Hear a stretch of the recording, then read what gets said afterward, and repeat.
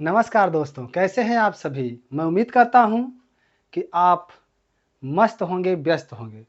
दोस्तों, आज मैं आप लोगों को द्विवेदी युग जो पढ़ा रहा था, अभी पार्ट आपने पीछे देखा होगा कि द्विवेदी युग की हम लोग चर्चा कर रहे थे और उसमें हमने महावीर प्रसाद द्विवेदी और मैथिली शरण गुप्त को बहुत ही बेहतरीन तरीके से पढ़ा। अब हम लोग देखेंगे कि किस प्रकार जो महावीर प्रसाद द्विवेदी की बातों को हूबहू मानते थे, जैसे गोपाल शरण सिंह, गया प्रसाद शुक्ल सनेही और लोचन प्रसाद पांडे, जिनको उपाधि दी गई है दोस्तों साहित्यिक वाचस्पति। सोचिए, साहित्यिक वाचस्पति की उपाधि दी गई है इनको। और एक चीज समझिएगा कि ये जो है इनकी जो रचनाएं थी, जैसे मेवाड़ गाथा, दो प्रवासी, पद्य पुष्पांजलि, महानदी, और ये जानते ये मुकुटधर पांडे के भाई साहब थे। तो मैं अभी क्या किया हमने, जैसे हम लोगों ने दोस्तों अभी क्या पढ़ा है, द्विवेदी युग में चल रहे हैं, जिसमें आप जानते हैं कि यह 1900 से लेकर के 1920 तक दिखाता है, कहीं कहीं 18 तक, तो 18 तक इसमें हम लोगों ने पढ़ा किसको, महावीर प्रसाद द्विवेदी को। और किसको पढ़ा, हम लोगों ने तो गुप्त जी को पढ़ा, ठीक है ना, मैथिली शरण गुप्त। अब देखिए महावीर प्रसाद द्विवेदी वाले में भी एक है जो इनके द्वारा दिए गए नियमों से हट करके काव्य रचना किए, और एक जो है कि इन महावीर प्रसाद द्विवेदी के अकॉर्डिंग यानी इनके अनुसार काम किए। तो इनके अनुसार काम करने वाले में गोपाल शरण सिंह, गया शुक्ल सनेही, उसके बाद आपके जो हैं लोचन प्रसाद पांडे, ठीक है ना। अब आइए देखते हैं इन तीनों को। एक्चुअली होता क्या है कि जो आपका महावीर द्विवेदी के नाम पर पड़ा हुआ जो द्विवेदी युग है, उसमें आप देखें गोपाल शरण सिंह उनकी बातों पर हूबहू काम करते थे। तो आप उनका जो है मानवी, संचिता और ज्योतिषमती, मानवी, संचिता और ज्योतिषमती, ये चार रचनाएं इनकी मोस्ट इंपॉर्टेंट है, इसे हमें याद रखना है, ठीक है। उसके बाद देखिए साथियों, गया प्रसाद शुक्ल उर्फ सनेही, इनका उपनाम जो था वो सनेही था। उस सनेही उपनाम को हम लोग जानते हैं कि वो पूरा नाम क्या हो जाएगा, गया प्रसाद शुक्ल। अब देखिए भाई, उपनाम सनेही और त्रिशूल, दो उपनाम मिलते हैं इनके, सनेही और त्रिशूल। गया प्रसाद शुक्ल का दो उपनाम है, एक तो सनेही है और एक शुक्ल भी है, दोनों याद रखिएगा, पूछता है। क्रांतिकारी रचनाओं के ये बड़े धनी व्यक्ति थे। इनकी रचनाएं देखिए, कृषक क्रंदन, प्रेम पचीसी, त्रिशूल तरंग, राष्ट्रीय वीणा। कृषक क्रंदन, प्रेम पचीसी, त्रिशूल तरंग, कृषक वीणा, ठीक है ना। उसके बाद देखिए, यह लोचन प्रसाद पांडे की बात करें, इन्हें उपाधि दी गई थी दोस्तों साहित्य वाचस्पति। कई बार पूछा हुआ है, ध्यान रखिएगा, साहित्य वाचस्पति किसे कहा जाता है, तो याद रखिएगा साहित्य वाचस्पति कहा जाता है लोचन प्रसाद पांडे को कहा जाता है। इनकी रचनाएं हैं दोस्तों मेवाड़ गाथा, दो प्रवासी, पद्य पुष्पांजलि, महानदी। तो महानदी पर लोचन प्रसाद पांडे ने लिखा है, और जानते हैं ये मुकुटधर पांडे के भाई थे। और इन तीनों की खास बात नोट कर लीजिएगा, इन तीनों की खास बात ये है कि ये महावीर प्रसाद द्विवेदी कहिए, महावीर प्रसाद द्विवेदी के दिखाए मार्ग पर चलकर रचना की। तो ये महावीर प्रसाद द्विवेदी के दिखाए गए मार्ग पर चलकर रचना की। अब हम लोग बात करेंगे जो महावीर प्रसाद द्विवेदी के मार्ग से थोड़ा सा हटकर रचना कर रहे थे। अब हम लोग उनकी बात करेंगे दोस्तों, आइए देखते हैं। अब मैं बात करूंगा उन लोगों की जो लोग अब महावीर प्रसाद द्विवेदी के निर्देशानुसार अनुसार काम नहीं कर रहे थे। ये क्या किए कि अब इन्होंने खड़ी बोली के जगह इन्होंने ब्रज भाषा का भी इस्तेमाल शुरू कर दिया था।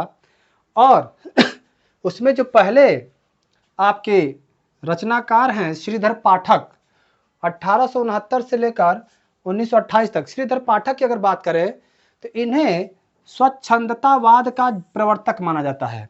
तो ये बहुत ही इंपॉर्टेंट क्वेश्चन है दोस्तों कि स्वच्छंदतावाद का प्रवर्तक किसे कहा जाता है?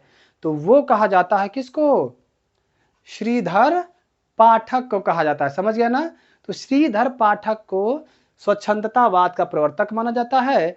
इनकी जो रचनाएं हैं दोस्तों, गोल्ड स्मिथ की 3 रचनाएं थी, द ट्रेवलर, डेजर्ट विलेज और हर्मिट। इन तीनों का इन्होंने हिंदी में शांत पथिक, उजड़ ग्राम और एकांतवासी योगी, इन 3 नाम से। देखिए द ट्रेवलर मतलब यात्री की बात कर रहा है, तो यहाँ पे देखिए शांत पथिक हो गया। उसके बाद डेजर्ट विलेज, तो यहाँ पे देखिए उजड़ ग्राम मतलब एकदम उजड़ा हुआ गांव है ना। फिर उसके बाद हर्मिट है, तो हर्मिट एकांतवासी योगी, ठीक है ना। अब देखिए इनकी कुछ मौलिक रचनाएं हैं जो अक्सर पूछती हैं, जिसमें कश्मीर सुषमा पूछता है दोस्तों। तो कश्मीर सुषमा 1904 में लिखी गई ब्रज भाषा की रचना है। साथ ही साथ मनोविनोद भी इनकी 1882 में से पहले लिख चुके थे ये, ठीक है ना। और 1828 में ये चले बसे थे, तो उसके पहले ही जब करेंगे तब करेंगे रचना। उनकी कुछ मौलिक रचनाएं हो गई। खड़ी बोली की मौलिक कृतियां इनकी हैं वनाष्टक, देहरादून, भारत गीत, स्वर्गीय वीणा, धन विजय। ये इनकी खड़ी बोली की मौलिक रचनाएं हैं दोस्तों, अर्थात खुद के द्वारा इन्होंने रचनाएं कर रखी हैं। और ध्यान रखिएगा, उसके बाद आते हैं मुकुटधर पांडे साहब। इनको रामचंद्र शुक्ल मानते हैं क्या? छायावाद के जनक। देखिए जिससे जितने इंपॉर्टेंट क्वेश्चन हैं वही मैं बता रहा हूं, बहुत ज्यादा बोझ लेने का कोई मतलब नहीं है दोस्तों, इसलिए मैं वही बताऊंगा जो आपके लिए और पेपर के लिए सही होगा, ठीक है ना। आइए इनकी रचनाएं दोस्तों, आंसू, कानन कुसुम, पूजा के फूल, आंसू, कानन कुसुम, पूजा के फूल इनकी रचनाएं हैं। अगर हम लोग बात करें जगन्नाथ रत्नाकर उर्फ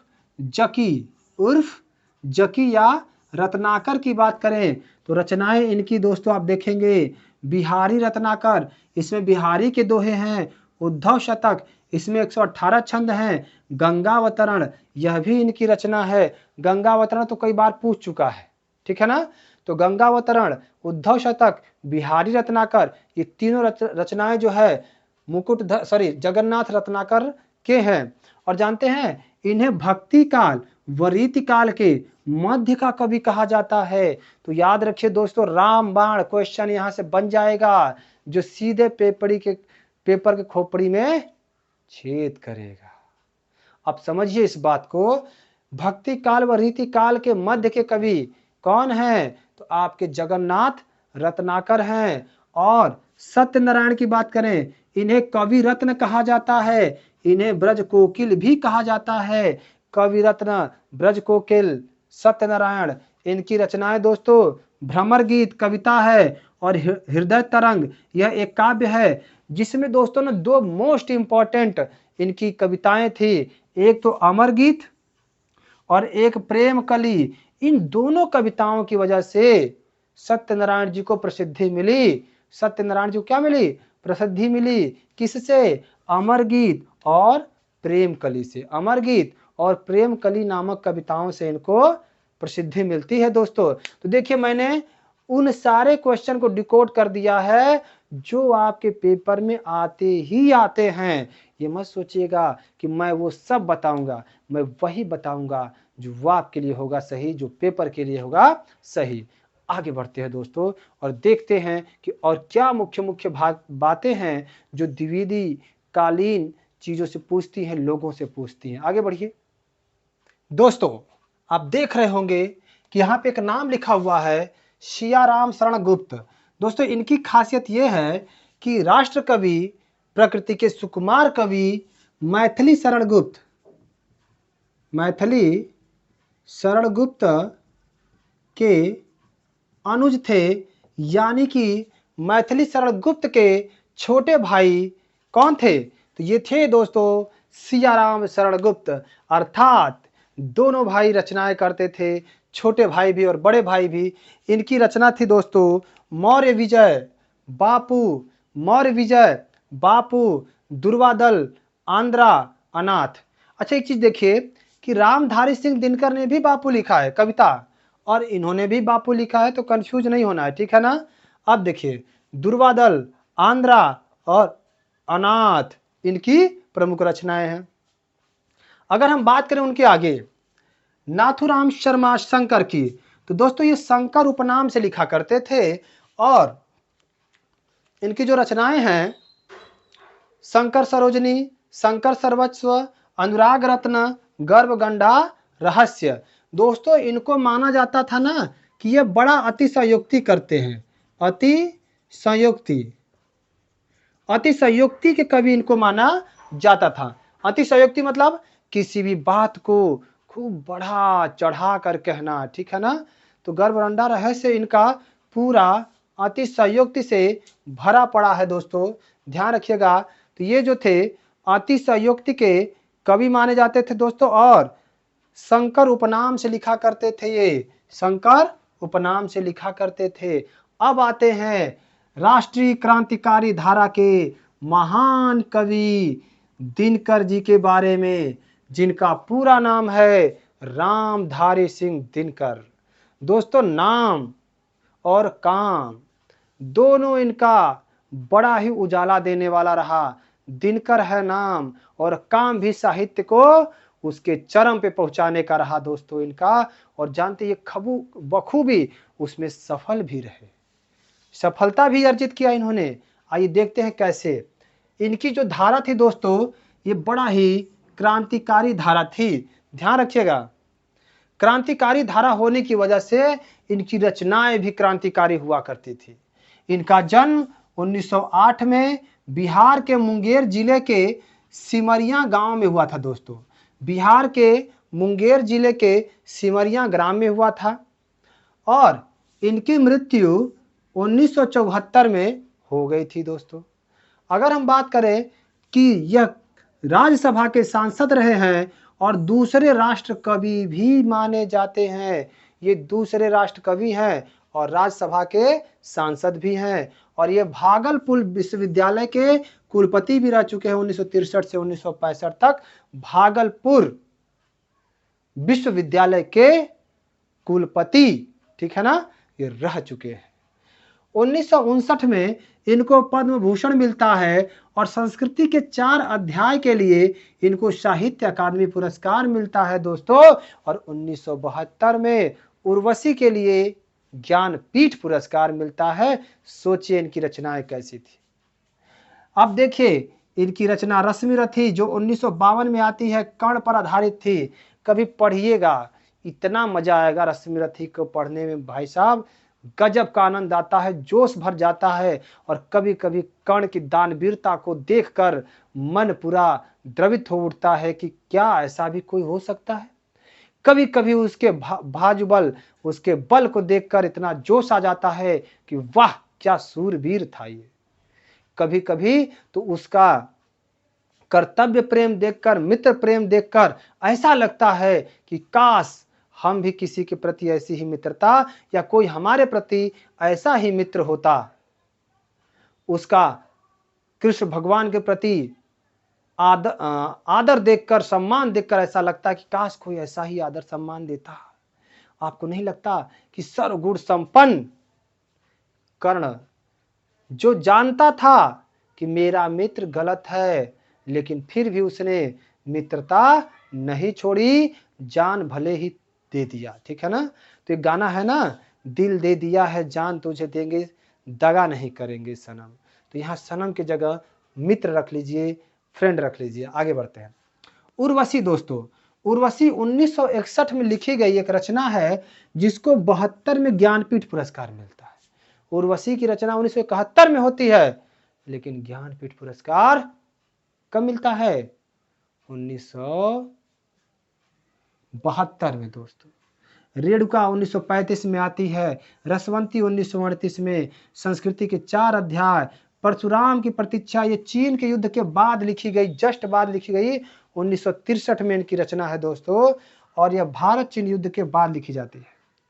कुरुक्षेत्र यह खंड काव्य है जो 1946 में रामधारी सिंह दिनकर ने लिखा था। ये मुख्य मुख्य रचनाएं हैं, इसको याद करिएगा। बापू 1947 में, बापू लिखते हैं दोस्तों 1947 में। इतिहास के आंसू 1951 में लिखते हैं। नीम के पत्ते 1954 में। सूरज का ब्याह 1955 में लिखते हैं दोस्तों। नीम के पत्ते और सूरज का ब्याह। नीम के पत्ते 54 में, इतिहास के आंसू 51 में, बापू 47 में, कुरुक्षेत्र 46 में। सोचिए कितनी जबरदस्त जबरदस्त रचनाएं कर रहे हैं ये। इनकी कुछ दोस्तों गद्य रचना है, जैसे अर्धनारीश्वर, कई बार पूछा गया है अर्धनारीश्वर किसकी रचना है? तो रामधारी सिंह दिनकर की रचना है दोस्तों। अर्धनारीश्वर किसकी रचना है? तो रामधारी सिंह दिनकर की है। और रेती के फूल, रेती के फूल भी इन्हीं की रचना है।